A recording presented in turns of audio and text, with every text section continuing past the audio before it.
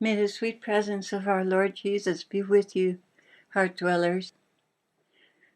Well, it's interesting. The Lord is convicting me again of lukewarmness and how I got there.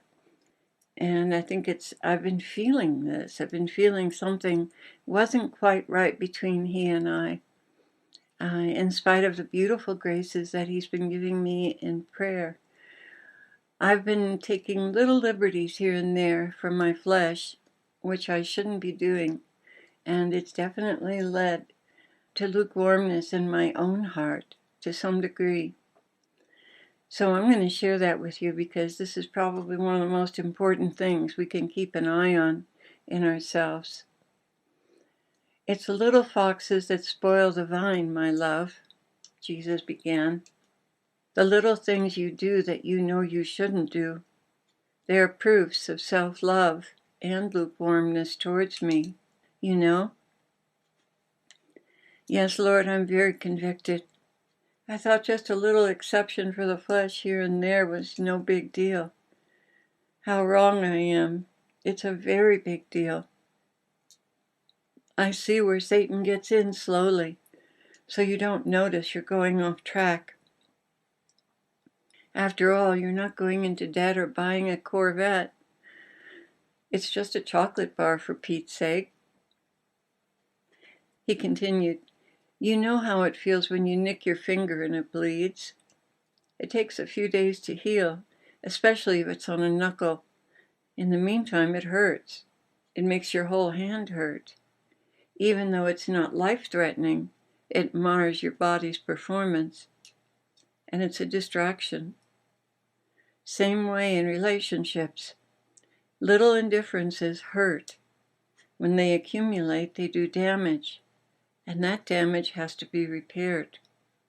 You've been given so many graces, Clare. There really is no excuse for you taking liberties that injure our relationship. Although you do have a very real enemy egging you on into these things, still you can say no when these little indiscretions are proposed to you. It's not like you're under a strong physical or chemical compulsion. It's more like, I want that. You could deny yourself as a sign of your love for me. I honor each time you do that. So you see, indifference leads to lukewarmness, and you have it in your power not to allow that. So Lord, how do I get out of this? Deny yourself more. Go deeper. Eventually you'll have a breakthrough and a restoration of my sweet presence. Show me that you care, beloved. I know you've made serious life choices to honor me, but understand it's the little foxes that spoil even the finest of vines. The higher you go, the longer down the fall, the more damage that is done to yourself, to me, and to others. Stupid flesh, it seems like I'm forever fighting it. When you make the decision to renounce yourself in total, then the walk will be easier. It's the little allowances you make for the flesh that are not strong compulsions that are so damaging. For the compulsions, I give grace as well. I understand when your body needs something like chocolate. I give you slack at those times because you're simply too weak. How marvelous it would be if you weren't that weak.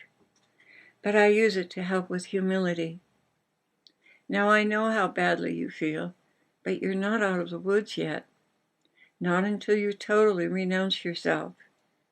And I might add, even when you've done that, you can still fall. Much of this is tied up in humility, my love. You need to practice mindful humility.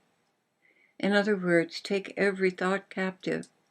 Lift up others deliberately and abase yourself. Then abstinence will become easier. The lowlier you become, the more protection and grace I will impart to you. You've been catching yourself in pride lately. That's always a sign that a downgrade is on the way, so to speak. Littleness, littleness, littleness. The littler the better. You should have experienced my mother's littleness. It's not like anything known on earth. It is so far from what you call humility now. If anyone could have been any tinier in my eyes, I would have chosen them. It was truly her knowledge of the Father that caused her to abase herself. She saw herself much as I see her, very, very, very little, insignificant, and void of every merit. She attributed every good thing to the Father, and kept nothing for herself. She saw all others as more virtuous than herself, and not for one moment did she dare to look up and pass judgment. She was steeped in charity and compassion.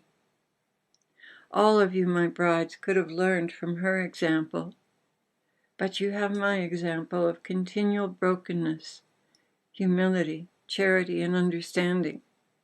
Although I could have passed judgment on the harlot, I chose not to.